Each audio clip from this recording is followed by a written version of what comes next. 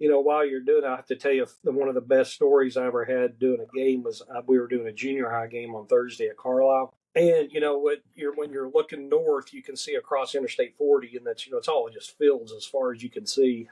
And we're doing a game, and this storm is like rolling in, but it's all way north. Yeah. And somebody looks at me and they said, "I think that storm is bad." I was like, "Okay," but I didn't pay attention. On the next dead ball, he goes, "No, you need to look." I turned. There's a damn tornado on the ground on the other side of the highway moving, and you couldn't hear it, but you could see it. 3 miles or so away. And they were like, and that's when the administrator came out. He came out and said, "There's a tornado. We need to shelter." I was like, "Well, it looks like it's moving east, but sure." So we had to stop the game, and people were flipping out that we didn't stop the game. And I was like, "Well, we didn't see it. There's no sirens going off." I don't know if they didn't have them or they just didn't go off or what. But what are you gonna do? We were doing a game. I turned around and said, "Fuck, that is a tornado." But, and that was in fun. Yeah, it's almost every year. You get playoff games.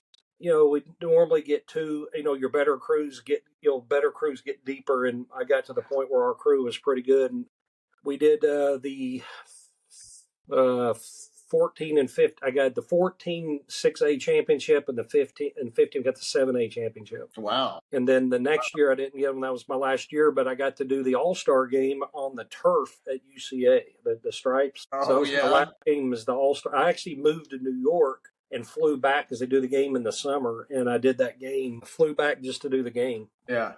I don't think they ever paid me. I don't think the check ever made it, but I didn't care. I got to do that was my last game was the All-Star game. So yeah. And were you the back judge or the last probably 8? Well, I did all positions throughout the different years. I did it for 20 years. The last 12, I was the referee on the crew. I was the white hat. Wow. But then my last year, I knew I was leaving, so I was working with a guy who was going to take over his white hat and getting him because he hadn't done a lot.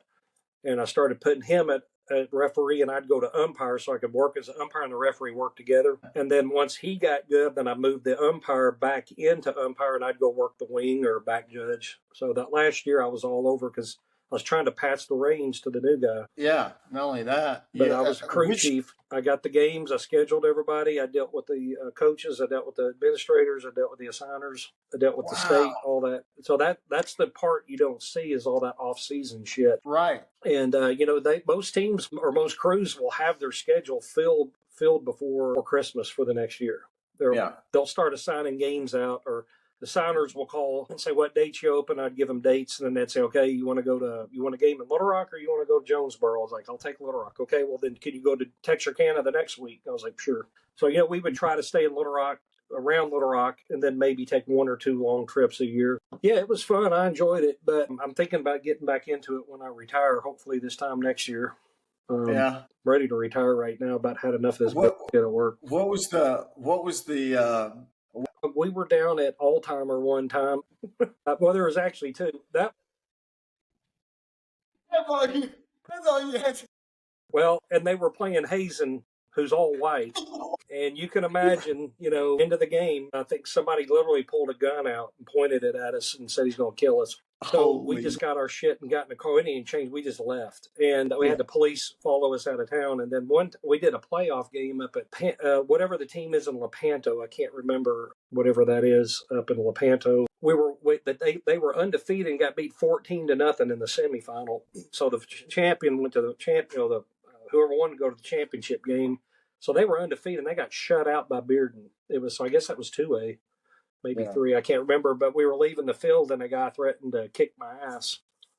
And he did it in front of the cops. And said he was going to beat my ass and kill my family or something like that. So they arrested him. And I had to go back and testify against the guy. But when I'm testifying, the guy who arrested him was his cousin. And he testified that, he threatened him, but I wasn't professional, and I egged him on. And I was like, "Am I on trial?" And the judge laid into me. I'm like, "Do I get to answer this?" And he goes, "No, you're going to sit there and listen to me." I was like, "What the fuck, man?" So I sit there and listened to it, and went through it, and they ended up, fining him and put him in jail for like 30 days and fined him. And so there I found out that in that county or that town, There's 3 lawyers: judge, prosecutor, and defense, and they rotate every 3 years. So when I left, that prosecutor was thanking me for coming. I was like, "Well, you gonna like pay me mileage or something?" It was like 2-hour drive up there, and he's like, "No, we don't do that. But it's a good thing you came because we finally got the guy." I was like, "What do you mean finally?" He said, "This isn't his first time in front of the judge. Nobody shows up to testify." They rotate. So that was a good one. But yeah, I mean, you get all the typical stuff. But yeah, those are the two. Oh, and then yeah, we were at one place one time, had to stop the game because the fans were so pissed off. They were standing in the end zone or behind the end zone.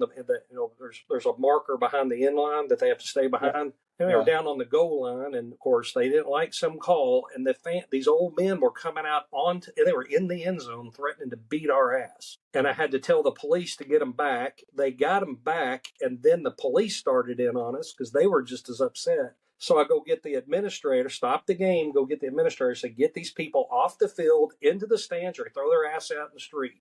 They're not going to be down here anymore. And then he started in on us.